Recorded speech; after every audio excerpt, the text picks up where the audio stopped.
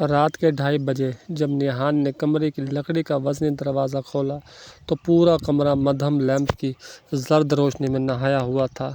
سامنے بیڈ پر نئی نویلی دلہن سرخ جوڑے میں ملبوس تکیے پر سر اٹکا کر سو چکی تھی۔ وہ تھکن اور گھبراہٹ سے اس قدر نڈال تھی کہ دروازے کے کھلنے اور نیہان کے قدموں کی چاپ کا اسے ذرا بھی احساس نہ ہو سکا تھا۔ نیہان نے ایک گہرا سانس لیا اور چند لمحے وہیں کھڑے ہو کر اسے گھورتا رہا۔ آج ان کی شادی کی پہلی رات تھی، لیکن یہ شادی کسی خواب یا خوشی کا احساس نہیں لائی تھی۔ یہ تو حالات کا ایک ایسا ناگہانی طوفان تھا جس نے نیہان کی پوری زندگی کا رخ موڑ دیا تھا۔ کہاں وہ امریکہ سے صرف چند دنوں کے لیے پاکستان اپنے گھر والوں سے ملنے آیا تھا، اور کہاں اچانک اسے اس لڑکی کے ساتھ نکاح کے بندھن میں باندھ دیا گیا جس سے اس کا تعلق صرف نام کا تھا۔ اتنی رسمی تعلق کہ اگر خاندان کے کسی فنکشن میں سامنا ہو جاتا تو وہ سلام کر دیتا اور وہ نظریں جھکا کر وعلیکم السلام کہہ کر آگے نکل جاتی۔ آخر یہ سب اتنی جلدی کیسے ہو گیا؟ نیہان نے ذہنی تھکن سے اپنی آنکھیں بند کی۔ وہ اس رشتے سے بالکل بھی خوش نہیں تھا۔ اس نے گردن کو دائیں بائیں موڑ کر تھکن دور کرنے کی کوشش کی اور پھر واش روم کی طرف بڑھ گیا۔ کچھ ہی دیر میں شاور سے گرتے ہوئے گرم پانی کی مسلسل آواز پورے کمرے میں گونجنے لگی۔ پانی کی اس آواز نے بیڈ پر سوئی ہوئی لڑکی یعنی حوریہ کی آنکھ کھول دی۔ حوریہ نے جیسے ہی گھڑی کی طرف دیکھا اور پھر واش روم کے بند دروازے کو، اس کا دل زور سے دھڑکنے لگا۔ وہ ہڑبڑا کر اٹھ بیٹھی اور اپنے دلہن کے بھاری دوپٹے کو درست کرنے لگی۔ اسے خود پر غصہ آیا کہ اتنی پریشانی اور کشیدگی کے باوجود اسے نیند کیسے آ گئی۔ داؤد سچ ہی کہتی تھی، وہ نیند کے معاملے میں حد سے زیادہ کمزور تھی۔ جب تھکن حد سے بڑھی تو اسے کسی بھی ماحول میں نیند آ جاتی تھی، لیکن اس وقت اسے اپنی اس عادت پر سخت شرمندگی ہو رہی تھی۔ وہ نیہان کا سامنا نہیں کرنا چاہتی تھی، لیکن اس بند کمرے میں اس کے پاس بھاگنے کا کوئی راستہ بھی نہیں تھا۔ کچھ ہی دیر میں واش روم کا دروازہ کھلا اور نیہان ٹاول سے بال پونچھتا ہوا باہر نکلا۔ سادہ ٹراؤزر اور شرٹ میں بھی اس کی باروب شخصیت صاف جھلک رہی تھی۔ کمرے میں حوریہ کو جاگتا دیکھ کر وہ ایک پل کے لیے چونکا، لیکن اگلے ہی لمحے اس کے چہرے پر وہی سنجیدگی اور سردی لوٹ آئی۔ السلام علیکم، حوریہ کے لبوں سے بڑی مشکل سے ایک دھیمی سی آواز نکلی۔ وعلیکم السلام، نیہان نے بغیر کسی جذبے کے جواب دیا اور سامنے پڑی سنگل چیئر پر بیٹھ گیا۔ کمرے میں ایک سنسنی خیز اور سسکتی ہوئی خاموشی چھا گئی۔ دونوں کے درمیان یہ دوریاں اور اجنبیت ہوا میں صاف محسوس کی جا سکتی تھی۔ حوریہ خاموش بیٹھی گود میں رکھے اپنے ہاتھوں کی انگلیوں کو مسل رہی تھی۔ اس کی سمجھ میں نہیں آ رہا تھا وہ کیا کہے۔ تم کپڑے بدل لو، اپنے کافی ڈسٹرب لگ رہی ہو۔ نیہان نے بالآخر اس خاموشی کو توڑا۔ اس کا لہجہ نپا تلا تھا۔ جی اچھا، حوریہ نے جواب تو دیا لیکن وہ اپنی جگہ سے ہل نہ سکی۔ ماحول اس قدر اکوارڈ تھا کہ اس کے جسم کا سارا توانائی ختم ہوتا ہوا محسوس ہو رہا تھا۔ نیہان نے اسے وہیں بیٹھے دیکھا تو ایک گہرا سانس خارج کیا اور آگے کو جھک کر اپنے ہاتھ ملانے لگا۔ دیکھو حوریہ، میں بات کو گھما پھرا کرنے کا عادی نہیں ہوں۔ جو کچھ ہوا ہم دونوں کے سامنے ہے۔ نیہان کی آواز میں ایک سخت تاثر تھا۔ میں امریکہ میں کسی سے کمٹمنٹ کر کے آیا تھا۔ میں وہاں اپنی ایک الگ زندگی بنانے کا سوچ رہا تھا، اور یہاں آ کر جو کچھ ہوا وہ میرے وہم و گمان میں بھی نہیں تھا۔ حوریہ کا دل ایک پل کے لیے جیسے دھڑکنا بھول گیا۔ اس نے اپنی نظریں اٹھا کر نیہان کو دیکھا، جس کی آنکھوں میں صرف اور صرف سچائی اور ایک سرد مہری تھی۔ ہم دونوں کے ساتھ جو کچھ ہوا وہ اچھا نہیں ہوا۔ نیہان نے بغیر کسی لچک کے اپنی بات جاری رکھی۔ لیکن اب یہ ہو چکا ہے۔ میں چاہتا ہوں کہ تم اس سچائی کو قبول کر لو۔ تم میرے لیے بس ایک اضافی ذمہ داری ہو، اور میں اپنی ذمہ داریاں نبھانا اچھی طرح جانتا ہوں۔ تمہاری ہر ضرورت، تمہاری عزت اور تمہاری حفاظت کا میں پورا خیال رکھوں گا، لیکن اس سے زیادہ مجھے کسی جذبے یا محبت کی امید مت رکھنا۔ حوریہ نے نیہان کے ایک ایک لفظ کو اندر اترتے ہوئے محسوس کیا۔ وہ جیسے پتھر کی مورت بنی اسے سنتی رہی۔ اس کی آنکھوں میں جلن سی ہونے لگی تھی، لیکن اس نے خود پر قابو رکھا۔ وہ جانتی تھی کہ وہ نیہان کو کسی بات کا الزام نہیں دے سکتی۔ نیہان نے جو کچھ کیا تھا وہ تو محض ایک اچھے انسان کی طرح خاندانی عزت اور حالات کی لاج رکھنے کے لیے کیا تھا۔ وہ تو اس مشکل وقت میں ان کے لیے ایک ڈھال بن کر کھڑا ہو گیا تھا۔ اگر نیہان اس وقت آگے نہ بڑھتا تو شاید حوریہ کی زندگی تباہ ہو چکی ہوتی۔ میں سمجھتی ہوں۔ حوریہ نے خشک گلے سے بامشکل یہ الفاظ ادا کیے اور نظریں جھکا لی۔ نیہان نے نظر اس کے خاموش اور مرجھائے ہوئے چہرے پر ڈالی، پھر خاموشی سے اٹھا اور کمرے کے دوسرے کونے میں پڑے صوفے کی طرف بڑھ گیا۔ اس نے ایک ایکسٹرا کمبل اٹھایا اور صوفے پر لیٹتے ہوئے لائٹ آف کرنے کا بٹن دبا دیا۔ کمرے میں اندھیرا چھا گیا اور اس اندھیرے کے ساتھ ہی حوریہ کے سرہانے پر ایک خاموش آنسو رس کر جذب ہو گیا۔ یہ سب شروع کیسے ہوا تھا؟ صرف 3 دن پہلے کی بات تھی۔ امریکہ سے آنے والی فلائٹ جب رات کے 8 بجے اسلام آباد ایئرپورٹ پر لینڈ ہوئی تھی تو نیہان کے دل میں ایک عجیب سا اطمینان تھا۔ وہ اپنے گھر والوں کو بتائے بغیر سرپرائز دینے آ رہا تھا۔ اس نے ٹیکسی کروائی اور سیدھا اپنے آبائی گھر حسن ہاؤس کی طرف روانہ ہو گیا۔ لیکن جب گاڑی ان کے وسیع اور عزیز بنگلے کے سامنے رکی تو نیہان یہ دیکھ کر حیران رہ گیا کہ پورے گھر کو برقی قمقماؤں سے سجایا گیا تھا اور وہاں کافی گہما گہمی تھی۔ گاڑی سے اترتے ہی سب سے پہلے اس پر اس کی بڑی تائی یعنی تسنیم بیگم کی نظر پڑی۔ او میرے اللہ! نیہان! وہ حیرت اور خوشی سے چلا اٹھی۔ گھر کے باقی افراد بھی باہر نکل آئے۔ اس کے والد تیمور حسن نے آگے بڑھ کر نیہان کو سینے سے لگا لیا۔ بیٹا تم نے بتایا ہی نہیں، میں گاڑی بھیج دیتا ایئرپورٹ۔ بابا میں تو آپ سب کو سرپرائز دینا چاہتا تھا۔ نیہان نے مسکراتے ہوئے اپنے تایا اور والد کو دیکھا اور پھر گھر کی لائٹنگ کی طرف اشارہ کیا۔ پر یہ سب کیا ہو رہا ہے؟ کوئی خاص بات ہے؟ ارے بھائی کل حوریہ کی مہندی ہے۔ داؤد نے مسکراتے ہوئے نیہان کے سر پر پیار سے چپت لگائی اور اسے اندر لے گئے۔ حوریہ؟ نیہان نے کچھ سوچتے ہوئے ذہن پر زور دیا۔ کون حوریہ؟ ہائے ہائے! اپنے چھوٹے چچا کی بیٹی کو بھی بھول گیا۔ امریکہ جا کر سب بھول جاتا ہے تو؟ دادی نے پیار سے ڈانٹا۔ نیہان کو واقعی یاد نہیں تھا۔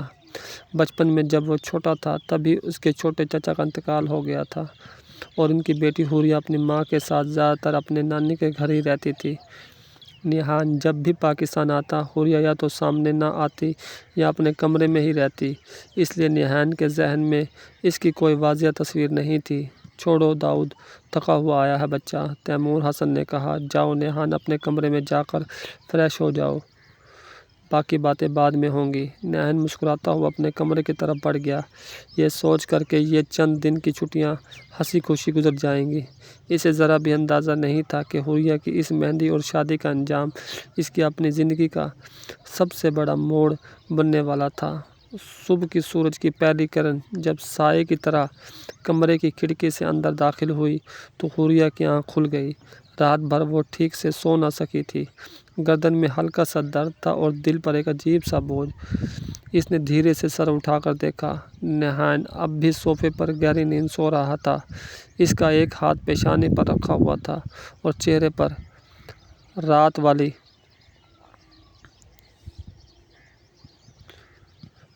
ہی سنجیدگی برقرار تھی۔ حوریہ نے خاموشی سے بیڈ سے قدم نیچے اتارے۔ اپنے بھاری عروسی لباس کو سنسناہٹ سے بچتے ہوئے اس نے الماری سے اپنا ایک سادہ سا سوٹ نکالا اور واش روم چلی گئی۔ شاور کے نیچے کھڑے ہو کر جب ٹھنڈا پانی اس کے جسم پہ گرا تو اس کی آنکھوں سے آنسو خود بخود بہہ نکلے۔ کل تک وہ کتنی خوش تھی۔ اس کی شادی اس کے تایا زاد بھائی عاصم سے طے پائی تھی۔ پورا گھر مہندی کے گانوں اور قہقہوں سے گونج رہا تھا، لیکن شادی والے دن نکاح سے محض 2 گھنٹے پہلے عاصم کا ایک خط ملا جس میں لکھا تھا وہ کسی اور لڑکے سے محبت کرتا ہے اور اس سے شادی کے لیے جا رہا ہے۔ گھر میں قیامت برپا ہو گئی تھی۔ حوریہ کی ماں کی حالت بگڑ گئی اور خاندان کی عزت نالی میں بہتی ہوئی محسوس ہو رہی تھی۔ مہمان آ چکے تھے، منڈپ سجا ہوا تھا اور دلہن تیار بیٹھی تھی۔ ایسے میں نیہان کے والد تیمور حسن نے نیہان کے سامنے ہاتھ جوڑ دیے تھے۔ بیٹا آج اگر تم نے ہماری اور اس گھر کی عزت نہ بچائی تو ہم کہیں منہ دکھانے کے قابل نہیں رہیں گے۔ نیہان نے صرف اپنے والد کی عزت اور حوریہ کو رسوائی سے بچانے کے لیے اس نکاح کا کاغذ پر سائن کیا تھا، بغیر کسی خوشی کے، بغیر کسی چاہت کے۔ حوریہ نے چہرہ صاف کیا، وضو کیا اور باہر نکل آئی۔ جب وہ اپنے بال سمیٹ رہی تھی تب بھی نیہان کی بھی آنکھ کھل گئی۔ نیہان نے صوفے پر بیٹھ کر اپنی آنکھیں ملی۔ اس نے ایک نظر حوریہ پر ڈالی جو اب ہلکے گلابی رنگ کے سادہ سوٹ میں ملبوس تھی اور اس کا چہرہ وضو کے پانی سے تر تھا۔ کچھ دیر پہلے والی دلہن کے مقابلے میں اب وہ بالکل سادہ اور معصوم لگ رہی تھی۔ تم جاگ گئی؟ نیہان نے بیٹھتے ہوئے دھیمی آواز میں کمرے میں گونجی۔ جی، وہ داؤد اور امی نیچے انتظار کر رہے ہوں گے، میں چائے بنانے جا رہی ہوں، حوریہ نے نظریں نیچے رکھتے ہوئے کہا۔ نیہان نے کوئی جواب نہیں دیا، بس ایک ہلکی سی گردن ہلا دی اور واش روم کی طرف بڑھ گیا۔ نیچے ڈائننگ ٹیبل پر ایک عجیب سی خاموشی اور گھٹن کا ماحول تھا۔ تسنیم بیگم چائے کے کپ میں چمچ گھما رہی تھی جبکہ داؤد دادی تسبیح پڑھ رہی تھی۔ نیہان جب نیچے آیا اور کرسی سنبھالی تو تیمور صاحب نے اخبار سے نظریں ہٹا کر اپنے بیٹے کو دیکھا۔ نیہان، رات تم سے بات نہیں ہو سکی، تیمور صاحب نے سنجیدہ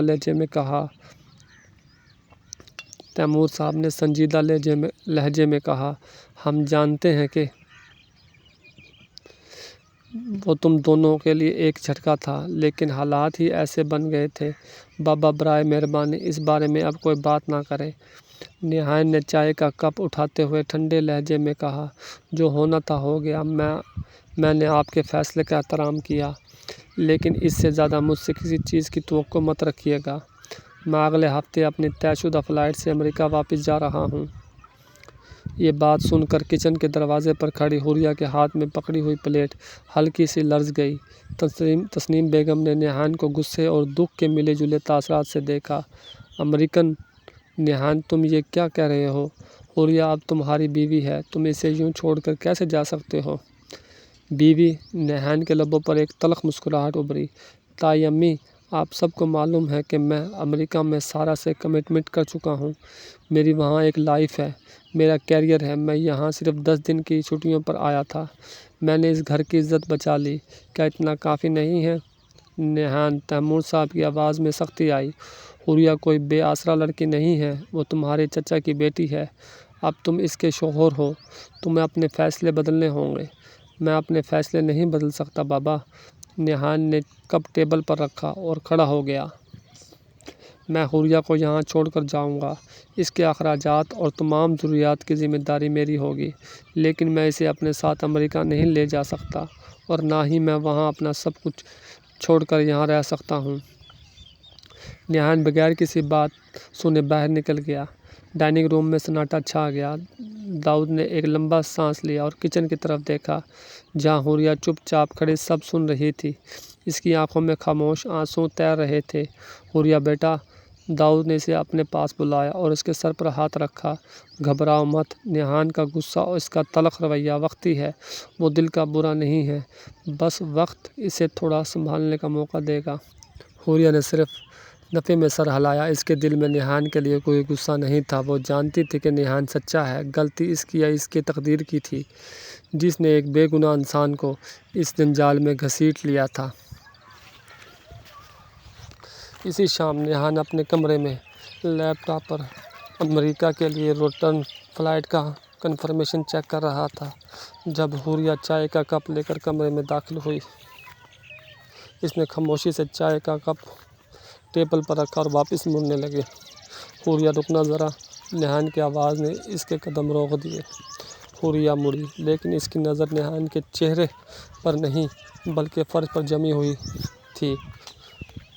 نا، نیہان صاحب نے لیپ ٹاپ کی اسکرین بند کرتے ہوئے پوچھا۔ جی دیکھو، نیہان کھڑا ہوا اور اس کے قریب آیا۔ میں تمہارے ساتھ کوئی دغا یا دھوکہ نہیں کرنا چاہتا، میں امریکہ جا رہا ہوں کیونکہ میرا وہاں جانا ضروری ہے، میں تمہیں یہاں سب کے ساتھ چھوڑ کر جا رہا ہوں، لیکن اس کا مطلب یہ نہیں کہ میں واپس نہیں آؤں گا، میں بابا سے کہہ دوں گا تمہارا پورا خیال رکھے، کسی بھی چیز کی ضرورت ہو تو مجھے فون کر سکتی ہو۔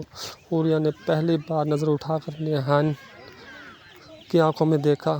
اس کی آواز بالکل دھیمی لیکن مضبوط تھی۔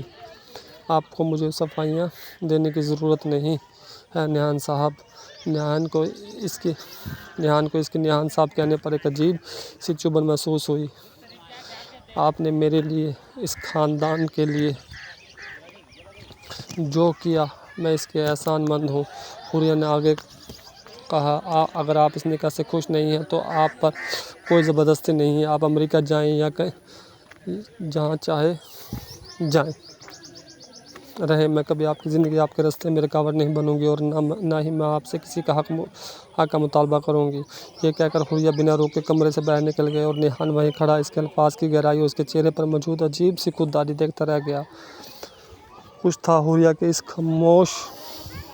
خاموشی میں جو نیہان کے سخت دل میں پہلی بار ایک نامعلوم سی بے چینی پیدا کر رہا تھا۔ امریکہ روانگی میں صرف 3 دن باقی رہ گئے تھے۔ گھر کا ماحول ظاہری طور پر نارمل دکھائی دیتا تھا، لیکن اندر ہی اندر ایک عجیب سی گھٹن اور خاموشی رچی بسی تھی۔ نیہان اپنا زیادہ تر وقت گھر سے باہر اپنے پرانے دوستوں کے ساتھ یا پھر